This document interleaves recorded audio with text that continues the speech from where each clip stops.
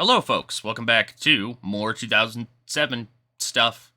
It is SNME 13 Homecoming from the Resch Center. Yep, that The sounds right. the Resch. The no, it's be the Resch. Yeah. Um. From the Resch in Green Bay, Wisconsin. Almost said Milwaukee. Jesus. Um. Yeah, Yeah. we're here. We've got the hometown boy in the main event, taking on Randy Orton for the WWE title. Um, both In war. a, What's up? in a match where if Randy Orton gets counted out or disqualified, he will lose the WWE Championship. Indeed. We've got the World Tag Team titles. Both of them. Both tag championships. I guess I should say it's the better way to say it. Both I can't speak. Both tag championships are on the line. We've got the United States Championship on the line, or as Doug Basham would call it, the American Heavyweight Championship. And we've also got the Cruiserweight Championship. Wow, yeah, that's a lot of titles on the line tonight. That we do. Every single match tonight but one is a title match. So, big things cooking up here in... I almost said Milwaukee again. What the hell? Green Bay. Green Bay. If you can't tell what... Why do they, If you can't tell why do they call it Green Bay? I don't know. Maybe it's green. Hmm. Maybe the people there are green, Puddy. Who are you to say? I'm nobody. Real. Are we ready to get into this? I am. All right, let's do I it can't then. speak for you. Oh, no, I'm not ready. Let's sit here for a while. Okay. Of course, the world is watching. JR, it's our line to bring us in, and we check in on our commentators. Tonight, you're with Joey Styles, Jerry Lawler, and Ric Flair. I don't know if we've shown... Oh, yes. Ric Flair would have been there for Batista Shamrock, I think. I think so, yeah. If he wasn't, Ric Flair's a color comm on SmackDown now. That's all you really need to know. Woo! We're kicking things off with the World WWE Tag Team titles. Yeah, the WWE Tag Team titles. Yeah. London and Kendrick defending against the Miracle Entente, the team of Renee Sebastian Dupree and Santino Marella. It's a long time coming for the Miracle Entente. Yeah. And I guess it feels even longer for Renee specifically, right? Because this is still this whole thing with him and Taz, and then Taz getting him brought over to SmackDown, and Renee being unhappy on SmackDown. So Taz went out to try to find him something to work with. You know what I mean? Somebody to try to give him some purpose. And he found the Italian wrestling champion, the Milan Miracle himself, Santino Marella. And this tag team unit has been pretty damn good, over their couple months or so on SmackDown so far. This will be their first crack at the tag team titles. I don't know though. London Kendrick's reign is pretty short up at this point, I feel like. It's almost been a year, about 11 months or about 10 months since they claimed the unified titles. So they're the team to beat. Can Ultra Instinct Rene Dupree and the Milan Miracle Santino Marella get the job done here tonight? Here we go. Nice. This does really well. Hell yeah. Yeah. All right. So this is pretty competitive, back and forth. Miracle Entente are trying to slow things down, probably, against London and Kendrick. Yep. Who are going to use their speed to try to overwhelm the duo of technicians. And I think this one is going to spill out of control a little bit, isn't it? Yeah. I forget exactly which two, or maybe you didn't say which two exactly. I think it's London and Renee. I see. So London and Renee get into it. They start... I want to say it starts as like a normal exchange, but maybe it starts to get a little heated. You know what I mean? Like just in a competitive sense. You know what I mean? They're both a little dedicated to showing what they can do. You know what I mean? They both want They both want the tag team titles. And this exchange is going to extend out from the ring onto the floor. And these two are just going to keep going at it. At different points, Santino and Kendrick are going to try to get them, to return to the ring to pursue the bout. Actually, go on. I got you. I know what your concern is. That's fine. We'll do it. I'm building it a little different, but whatever. Sure, go for it. We are going to have Paul London at one point. He's getting rocked pretty badly by Renee. Right, once outside of the ring, if it's a close combat scenario, Renee's going to have the upper hand on somebody who can fly, like a Paul London. And so he's working him down, and Paul London kind of takes this last gasp, ditch attempt at putting down Renee. We'll go with he hits a tornado DDT off the what the hell's that called? Yes, thank you. I'm like, I don't know what that's called. It's the barricade. Yeah, he like kind of halfway runs up the barricade, spins back, and tornado DDTs Renee. And they're both laid out. Paul having exerted the effort to fight through that punishment and hit the move. Renee having his skull driven down onto the concrete. Bryan and Santino once again attempt to drag their partners in the ring as this count continues to get higher and higher. And they're just not able to do it. It's a double count out. It's a retention, but it's a draw. Shit. How was that? Was that all right? Yeah, you're good. Cool. Yep.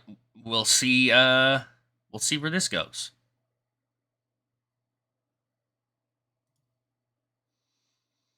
We see a video package detailing the rise of Melina and her, more importantly to this match, her Revolution stable, herself, Talia Madison, Serena Deeb, and Victoria. They have been menaces on Raw ever since Melina lost the women's championship. Actually, they've kind of just been running roughshod across Raw, making enemies out of all the other women, especially a newer woman. I think maybe she was on an SNME at one point.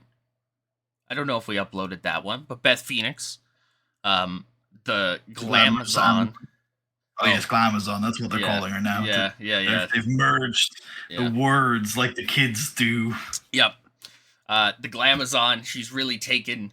Melina has really taken an issue with her. Not so much that Beth had started this at all. No, it was more so Melina going after Beth. And with Melina's little army there, almost, if you will, Beth had to get some friends herself, which led Melina Goon. Melina Goon, real.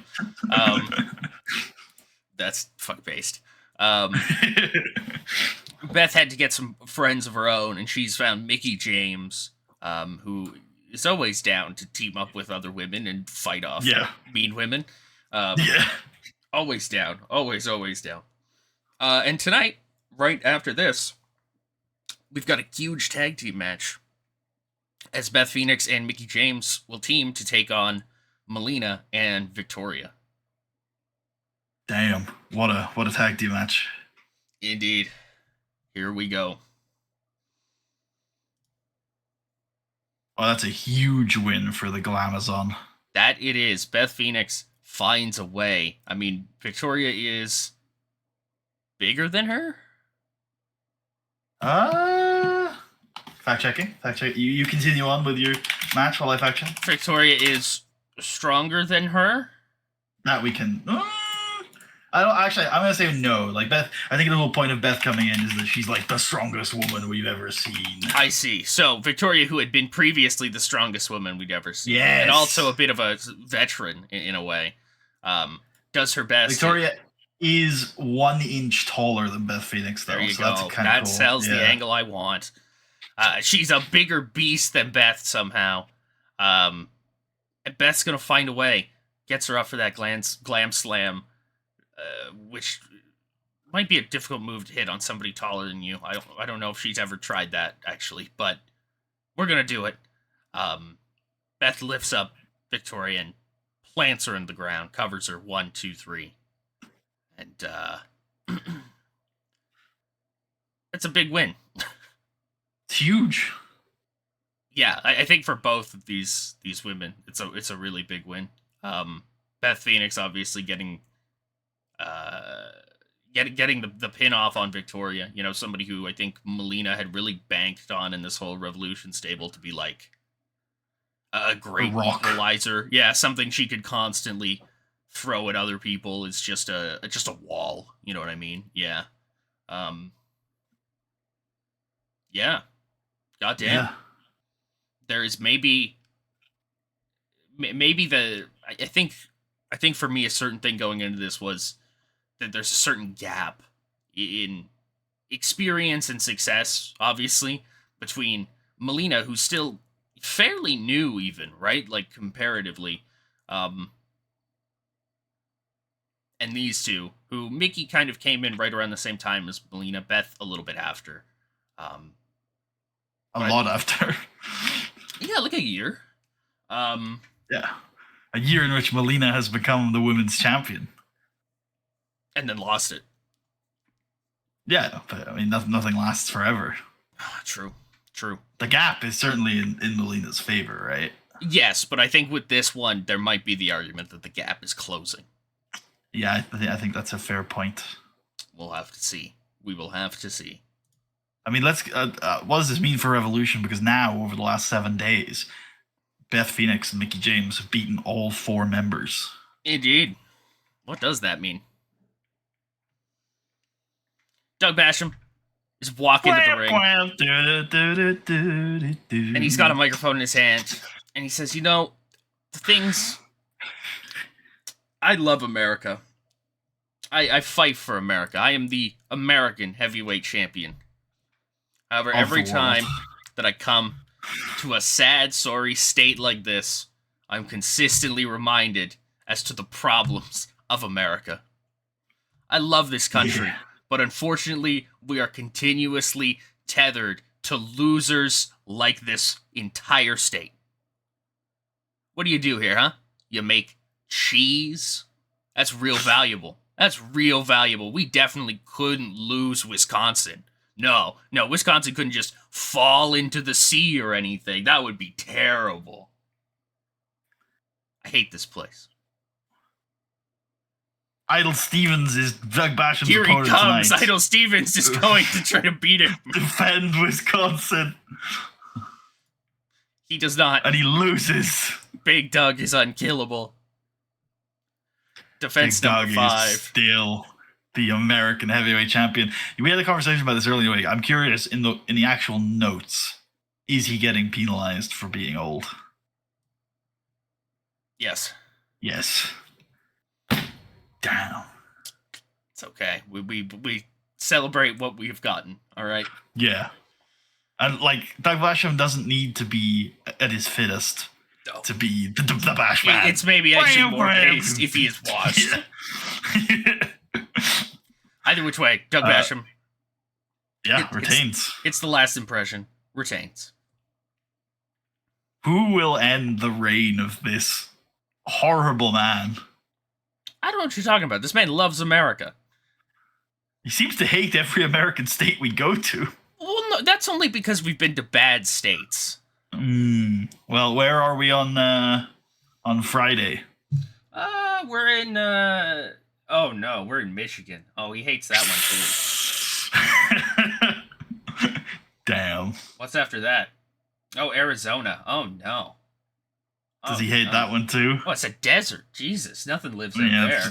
That's a good point. The only things that live out there are mutant humans who have mutated in order to survive the heat.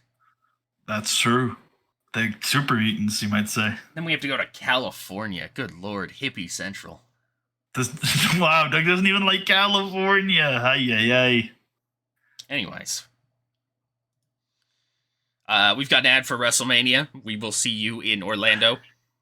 We will see you at WrestleMania under the sun. Ron Simmons appears on your screen and yells at you to buy some damn Royal Rumble tickets. It's the biggest Royal Rumble in history. Damn. Not in terms of size, it's still just 30 men, don't worry, but True. We check in with our commentators one more time, and they are telling us Survivor Series is coming up, obviously, later on this month. It's going to be a big show. Please San Jose. log on and view it for free. I think it's less about. I think that this is more of a hey. Next time we see you live on pay-per-view is going to be for the historic Survivor Series live from San Jose, rather than like go buy it. It's just more like we'll see you there. Yeah, fair play. Yeah. And then I think we are into the World Tag Team titles. Ooh, 3-way. Crime Time and the Hardys have both been building up ahead of steam lately. That they have. Kenny Dykstra, Dolph Ziggler of the New Breed looking to defend against 4-game challengers. Yeah. Yeah, let's see how they do. They do very well. Does well. Yeah, hell yeah. Ziggler and Dykstra pull it off. I really didn't think they had much of a chance at all, honestly, going into this. Everybody's always underestimating the New Breed, man, but they continue to get the job done. They pick up the win here against Crime Time and the Hardys. Why? Because they're a well-oiled machine, right? We talk about Crime Time, we talk about the Hardys, both guys who have been together for a very, very long time. They're pretty organized tag teams, but they just can't deal with the level of chemistry and cooperation that these two have. It's almost as if Ziggler and Dykstra are brothers, and you just can't compete with that level of chemistry. They're not actually brothers, but they're working like brothers, and these two other teams couldn't imagine that level of cooperation. They could never be brothers. Never. Nobody here could be brothers.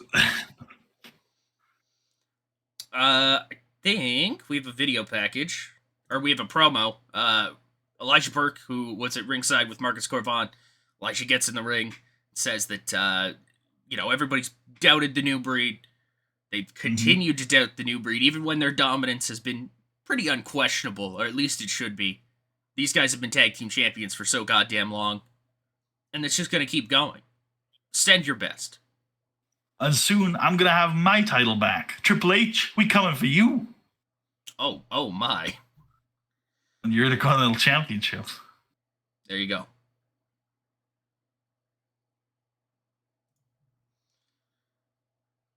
Ooh, this tragic story unfolds. I'm gonna say you run this one down. Hell yeah. Yeah. So obviously, so I'm going to start from the very beginning because I'm not sure how much you guys have seen, but I think you guys will remember Roderick Strong and Frankie Kazarian were a tag team at the start of the year. They were the very successful Millennium, who I believe were Cruiserweight Tag Team Champions a couple times at some point, or maybe they got close and they never quite won. I think they did win. I think they had it, but maybe I'm wrong. Either way, they were a really strong team in the Cruiserweight division, regardless. And they were probably London and Kendrick's biggest opponents in that division until they graduated to the heavyweights and had to fight the Bashams. Anyway, Millennium, very successful tag team. After WrestleMania, they started to expand and become a successful faction. We had the addition of guys like Evan Bourne, just Evan Bourne, actually, at the start of the season. And then Roderick Strong managed to claim the Cruiserweight Championship of the world. He was a very dominant Cruiserweight champion to the point where he managed to get a fight with the World Heavyweight Champion in a unification match earlier in the summer. So he was a very, very successful Cruiserweight champion. Now, friction started to develop within Millennium when Evan Bourne came in and became one of the fastest rising superstars in the Cruiserweight division. And he eventually managed to win the Cruiserweight Championship off of Chavo Guerrero at SummerSlam.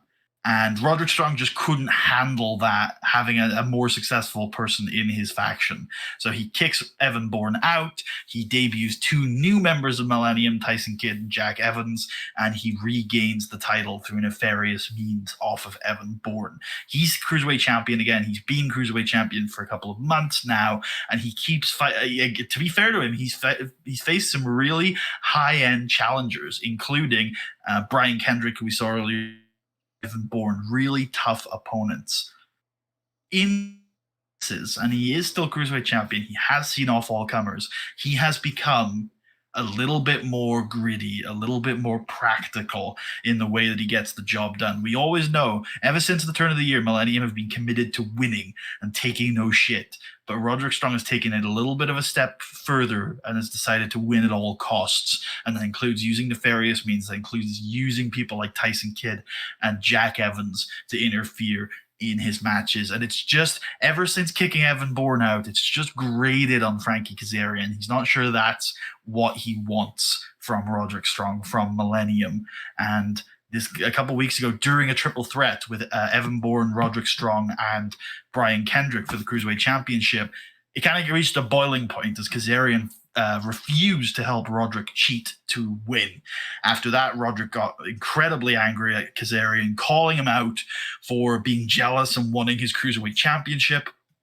Frankie tried to explain that it wasn't about that. He just wanted to return to the old times when they wanted to win, but they weren't prepared to cheat to do it. And he thinks that Roderick Strong has become a very different person this year. Roderick ignored all of that, said, you want the Cruiserweight title so badly, you're going to get a shot at SNME. However, if you lose, you're out of Millennium. So a very emotional clash. I'm not even sure this is really about the Cruiserweight Championship for these two. I think it's about a friendship that has soured, that has broken down, and now they're going to compete with the Cruiserweight Championship on the line. Here we go. Oh, and Roddy does get the job done as these two have a pretty back and forth match. They know each other very well. I think there's a lot of it's a bit of a slower cruiserweight match from what the division is used to. It's not high octane, big flips, big spots. It's more of smart counter based wrestling where they try and do sequences where they do signature moves, but they try and make it apparent that the other guy knows what's coming and does some smart counters and quick counters and things like that. But eventually Roderick Strong's quality is just too much for Frankie Kazarian, and he retains the Cruiserweight Championship. Defense number 2 of that Cruiserweight Championship. Yeah, Roddy Strong. I mean, he's really had, I mean, we're in November now. He's really had a phenomenal year. Yeah. Probably his year, really, like with the Cruiserweight division when you look at it. There's only one man that he's sort of struggled with this year. Well, it's two, really. One is Chavo Guerrero, and the other is... Just click the next segment button. That Evan man. Bourne, yeah, who after the match gets in the ring, makes it abundantly clear that he wants that Cruiserweight Championship. He had an opportunity in that triple threat a couple of weeks ago, but that was not a straight-up clean fight. And these two have been sort of on a collision path since the Ultimate tournament, where Evan Bourne managed to pick up a victory on Roderick Strong, and he hasn't yet received a one-on-one title match since then. Of course, Roddy, the man who took the title off of Evan, but Evan has that win over Roddy now, so their series is 1-1 in singles. Will they get a chance to blow off this feud in the coming weeks? We'll have to stick around and see. And now for the WWE Championship, the main event. Mr. Kennedy, yeah, go ahead. Very quick rising star. We saw him on SmackDown a whole bunch last year. He jumped over to Raw around the start of the fall. Right? No, he came over to Raw in like spring. Oh, early summer. Oh, okay, fair enough then. Since then, Mr. Kennedy has pretty much beaten everybody on Raw. Like, I mean, there's some people that he hasn't faced, but he's not lost to anybody. Kennedy's mostly been on a straight shot up, and as the crowd has kind of gotten more and more behind him over these past couple months after seeing him be so successful, you kind of felt like a title match for him was inevitable. We had a TV defense against him, didn't we? We did. Yeah, and that one ended with Randy Orton getting disqualified. That it did. Okay, I remember now. We had built to a Kennedy Orton match on TV, which ended in DQ when essentially the New Breed and DMLS, I think it was, basically started brawling all around on the outside. the new breed had come out because they were consistently trying to prove and then kind of spiting Randy Orton once Randy Orton rebuffed their offer to join. So they were coming down to get involved. DMLS came down and stopped all that, but nonetheless, it created enough chaos that Randy Orton saw it fit to kick Mr. Kennedy in the crotch and retain his belt by DQ. That has led to the stipulation we have here tonight, obviously, where if Randy Orton gets DQ'd or counted out or whatever, he'll lose the WWE Championship. And in the build-up to this, also, Randy Orton has not been allowed to touch Mr. Kennedy, as was appointed by Jonathan Coachman. We saw Mr. Kennedy try to get Randy Orton to break that in a couple different ways, chief of all being Kennedy trashing Orton's locker room and Orton walking in on it and being like, all right, what the hell, man? But Orton kept that, you know what I mean? Wait, wasn't it Orton trashing Kennedy's locker room? No. Okay. I'm pretty sure it wasn't. You might be right. I don't actually remember. If you're confident, I believe you. Because I think the whole thing here has been, Kennedy has been more of a... I mean, he's definitely a strong challenger to Randy Orton, you know what I mean? But he's kind of taken on the personality, I guess, of a mosquito, of a gnat. He's very much just annoying to Randy Orton at the moment. Yeah. Cool. We'll see what it comes to. WWE title. It's the fastest rising star in the game, Mr. Kennedy, against the WWE champion, the legend killer, Randy Orton. No champion's advantage. No champion's Just advantage. Two men fighting a straight up clean battle for the WWE Championship. Oh, it's a big fight feel here in Green Bay, Wisconsin for Mr. Kennedy's homecoming. Do you want to do the finish on this one? Yeah, all yours. Oh, all right, sure. I just have to quickly think about how I want to do this.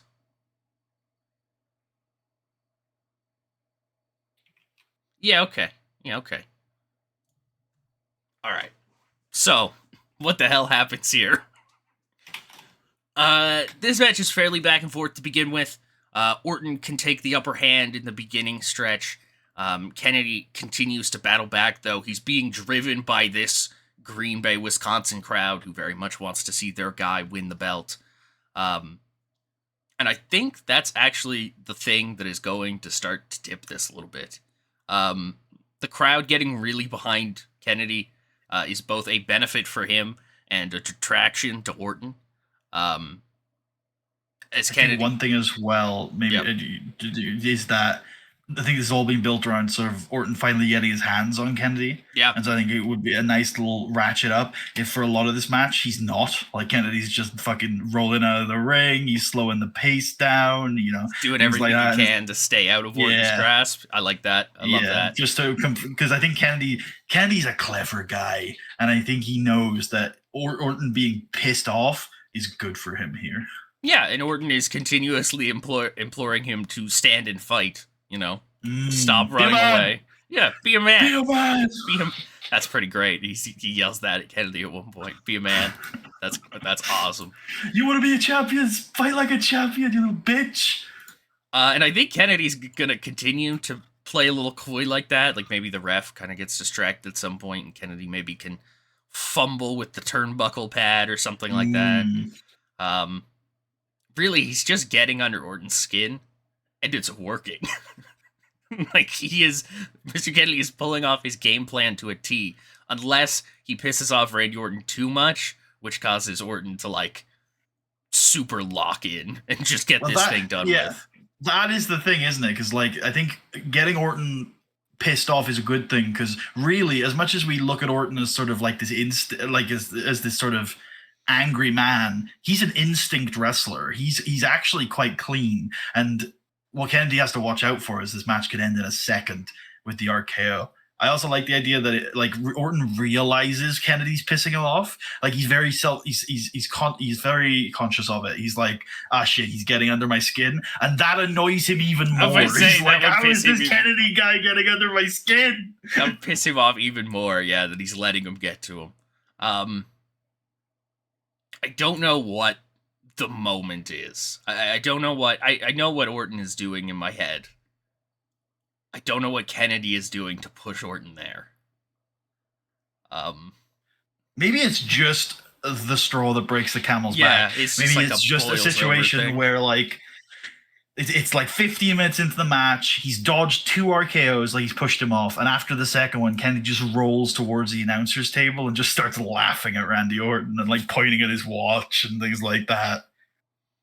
Yeah, Randy Orton fucking snaps and just starts beating the hell out of this man.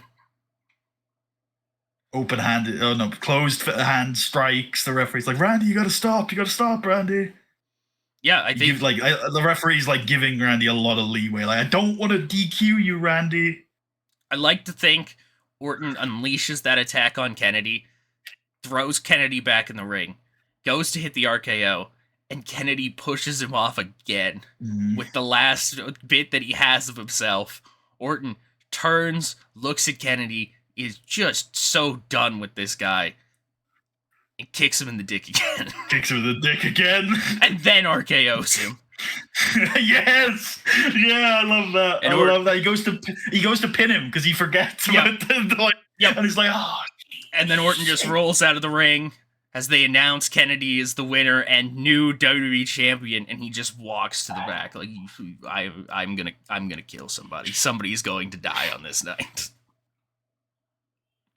I like that. I'm down for it. Alternatively, he realizes what's happened, and he looks at Kennedy in a prone position, and he starts to get some thoughts until a bunch of road agents get him backstage. I like that. I like that better. Yeah. Maybe he does slide out immediately, and he starts to go up the ramp, and then they announce Kennedy as the champion, and Orton thinks about going back, and we send out the security to be like, no, get out. I like that. And Kennedy recovers just enough, clutching at his newly won WWE Championship to look at the camera and make basically that face. He fucking did it. Won. He is the WWE champion. He told you! He told you all! Who are we talking to here? Kennedy. Definitely Orton and Kennedy, I feel like, yeah. Yeah. They did really well tonight. They did really awesome work. Actually, no, I'm gonna tell Orton he's awesome. I'm gonna tell him he did a great performance. He's done okay. We should hug. Oh, that's Kennedy. You just did that too. Yes. Oh, I thought you said Orton. Oh, my bad. Yeah, that's fine. No, Orton hard carried the wrestling of that, so. Yeah.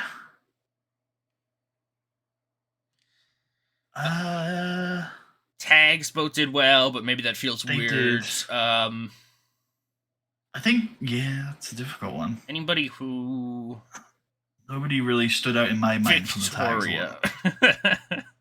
I think Melina did really well. Yeah, Melina. Yeah, sure. Performance-wise, yeah. Sure, yeah. Yeah. Cool. Works for me. Was pleased. Seemed pleased. Seemed pleased. Wow. Excellent. I think I always talk about how funny the seemed pleased thing is to me, but it's always so funny. It's like, I think that went well. I don't know. It's very... Yeah. It's very real. It's like, I don't really know how anybody took that. Okay. Oh, Christian Cage. Who's that guy? I don't know. Can we show people the WWE Championship, and we can end the... That we can. End the video on that. Look at that. That is insane. He won. He did it. Yeah. God damn. None of the other belts changed hands, did they? No, every single other one was changed. Yeah. Yeah. Because I was going to show that off as well, but we're good. Mr. Kennedy has the spinner belt. Holy shit. How is Randy Orton going to react? Indeed. I think we have... Do we have one more SNME before... No, Survivor Series is the next show. Yep, you're right. So, next time we see you, and then we straight up. Because I pitched this to you, I don't think you rejected it. So we've got our rest of the year schedule down. We're going to slow down a little bit. So it's just Survivor Series, and then December we'll have one SNME tribute to the troops. And then that's it for the rest of the year then. Yep, I'm all right with that. So next time we see you guys will be Survivor Series 07, one of the big four. That one will be on Patreon a little bit early. We'll also get all of our credits and a like on that video. Shout out, yeah. Yeah. Thank you all so much for watching. Hope you guys enjoyed. If you want to get that Survivor Series video a little bit early, you can look in the description for our Patreon down there. Also down there is the Twitch. If you subscribe before Survivor Series, you'll get into the credits for Royal Rumble. There you go. And we've got links down there for the Twitch where we stream the TVs for this. There should be the VOD channel down there below where you could check out the VODs for the TVs that we stream on the Twitch. And then also Puddy's channel, which nothing goes on there anymore. It's a barren wasteland, but maybe it won't be. Who knows? It's crazy. It's actually crazy now that you mentioned that the last video uploaded on that channel is me and my guild killing a boss. I have, since that video has come out, left that guild, gone to another guild, and then gone back to that guild again. Amazing. So, yeah. That's how long that has that's been. All right. So we will see you at Survivor Series. Yeah. Remember the series. Peace.